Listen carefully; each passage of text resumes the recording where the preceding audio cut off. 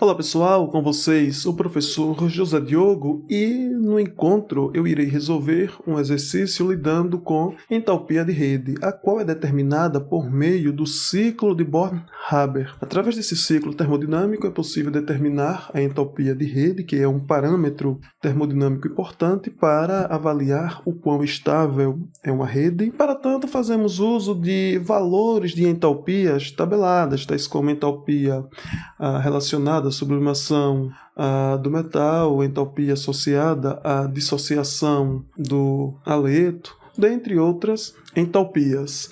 E o problema que devemos resolver pede para calcularmos a entalpia de rede do brometo de magnésio a partir dos dados mostrados na tabela. E uma dica fornecida pelo problema é a seguinte: o estado de referência do bromo não é o gasoso, e sim o líquido, e por essa razão o problema fornece a entalpia de vaporização do bromo. Através da resolução do problema ficará claro em que momento devemos utilizar cada uma dessas entalpias. Inicialmente vamos montar o ciclo de Born-Haber. Assim que montarmos o ciclo de Born-Haber, vamos consultar os valores correspondentes de entalpia nesta tabela.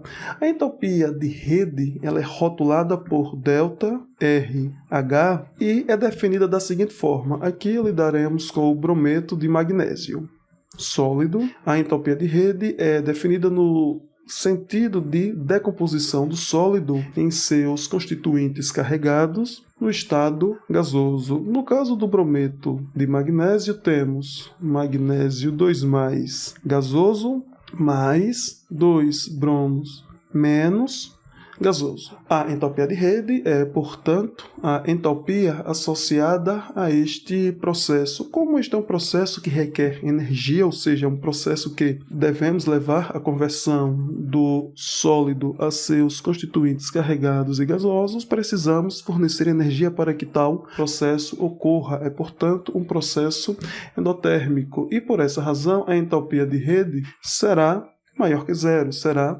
positiva. O que é que nós iremos fazer aqui? Vamos construir todo o ciclo termodinâmico envolvido e ficará claro em que momento utilizaremos cada um daqueles valores de entalpia que foi fornecido na tabela. Então, como é que nós montamos o ciclo de Born-Haber? Vamos partir do sólido de interesse, que é o brometo de magnésio sólido. Aqui temos a energia do brometo de magnésio sólido. Vejam, intuitivamente, a próxima etapa consiste na decomposição do sólido em questão em seus constituintes, nos correspondentes a estados de referência. No caso do magnésio, seu estado de referência é sólido, e no caso do bromo, tal como afirmado no problema, o estado de referência é o líquido. A primeira etapa do ciclo consiste na decomposição do material, levando à formação de magnésio sólido e bromo líquido. A próxima etapa, podemos considerar a atomização do magnésio, ou melhor, a sublimação do magnésio, em que o magnésio sólido é convertido a magnésio gasoso, ou podemos lidar com a vaporização do bromo líquido, a bromo gasoso,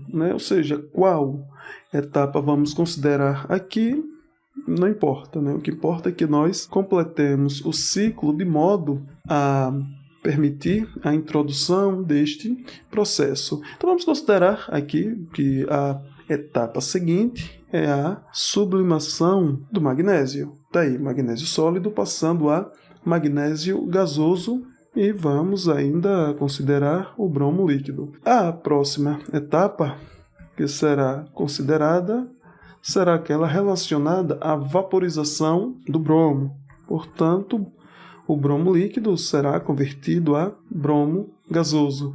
Vejam, agora que temos o magnésio gasoso, podemos então considerar a sua ionização. Desde que o problema já fornece a ionização do magnésio gasoso em magnésio 2+, vejam que já fiz uso desse fato e em uma única etapa fiz a conversão do magnésio gasoso ao magnésio 2+. E além disso, vejam, como nós temos o magnésio sendo convertido de magnésio neutro a magnésio 2+, temos 2 elétrons sendo perdidos pelo magnésio e temos aqui também o bromo gasoso. A etapa seguinte será aquela, portanto, associada à dissociação do bromo molecular no bromo atômico. Magnésio 2+, gasoso, mais seus 2 elétrons que foram perdidos, mas veja que o próximo processo corresponde à dissociação do bromo gasoso a 2 mols de bromo gasoso atômico.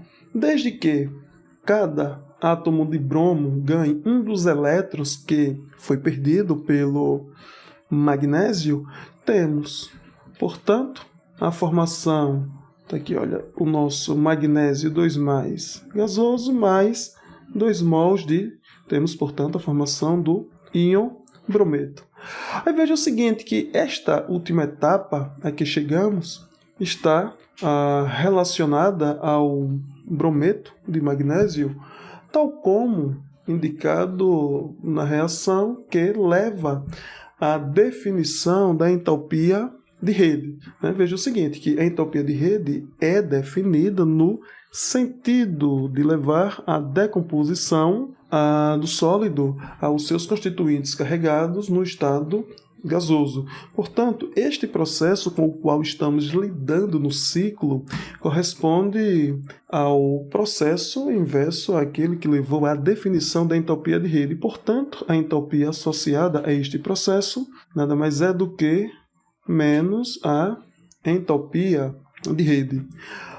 Então vejam, neste processo aqui, olha, temos a decomposição do sólido, sendo que o problema fornece a entalpia associada à formação do brometo de magnésio. A reação que leva à formação do brometo de magnésio em termos de suas espécies químicas na forma elementar no estado de referência é a seguinte reação, olha, magnésio, reação de formação, olha, magnésio sólido, neutro, mais bromo, ou seja, o estado de referência do bromo é o estado líquido, formando magnésio, bromo 2, ou seja, brometo de magnésio sólido. A formação do brometo de magnésio está associada a esta reação.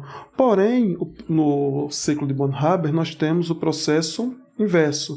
Daí, a entalpia associada a esse processo será menos entalpia de formação. A formação é no sentido inverso àquele que nós temos. Portanto, a entalpia que nos interessa será menos a entalpia de formação que foi dada no problema. Eu vejo que associada a esta segunda etapa, nós temos a sublimação do magnésio, a entalpia de sublimação do magnésio.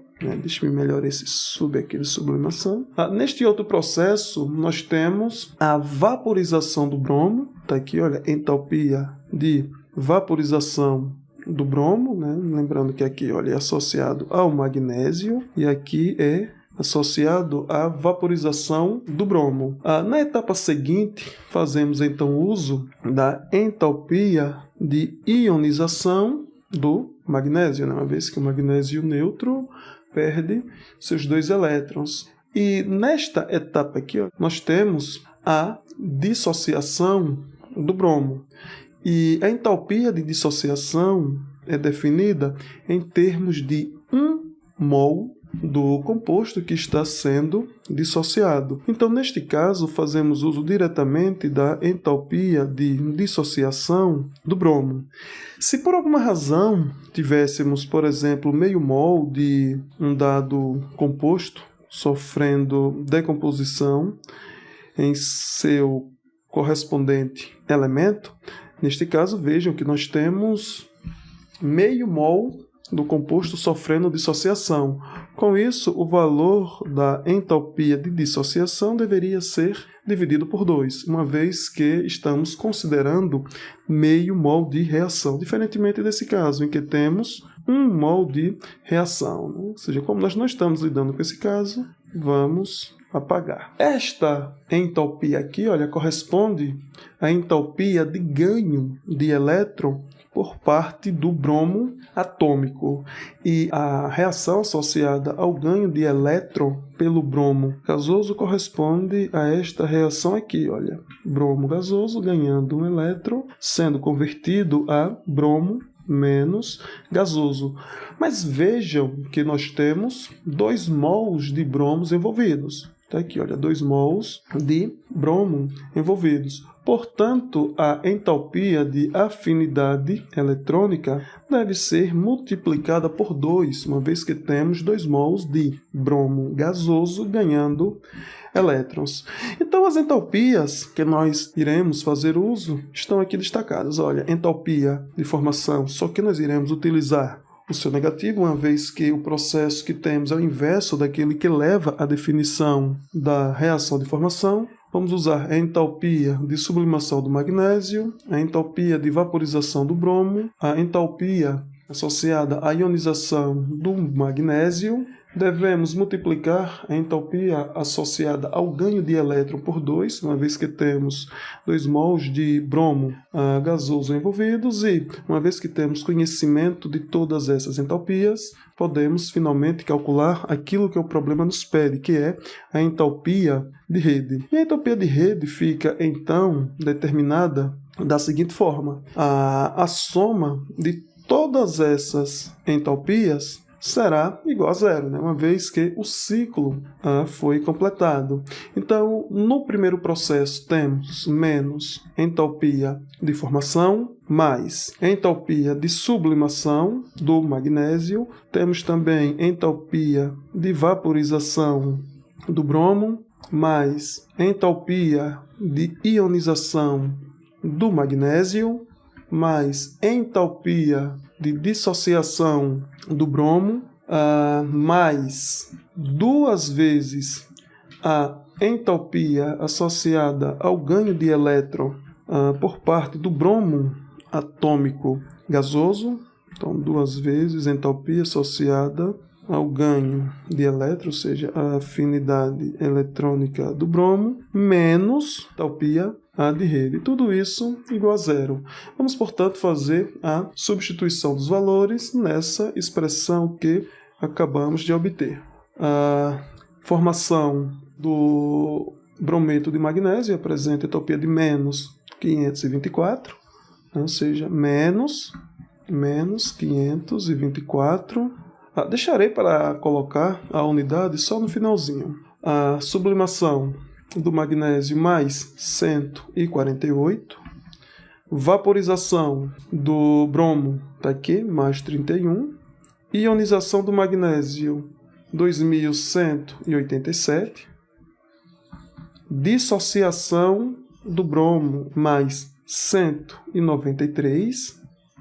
Mais 2 vezes a entalpia associada ao ganho de elétron pelo bromo gasoso, menos 331.